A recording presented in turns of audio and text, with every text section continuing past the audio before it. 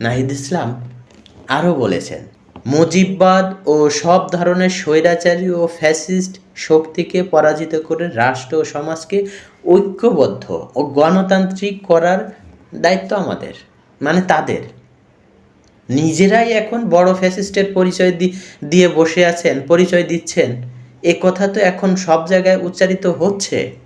নিজেদের ধ্যান ধারণা অন্যের উপর চাপিয়ে দেওয়ার চেষ্টা করছেন মব ভায়োলেন্সের মাধ্যমে। ভাইরে, আপনাদের চেতনার দিকে একটু ফিরে তাকান।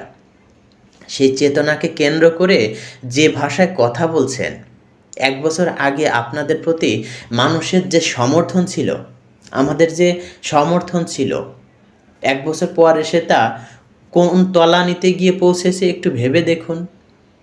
সঠিক পথে থাকতেন, সাধারণ মানুষের কথা বলতেন, সহনশীল রাজনীতি করতেন, ৭১কে বুকে ধারণ করতেন, অসংখ্য অসংখ্য মানুষের সমর্থন আপনাদের সাথে থাকতো।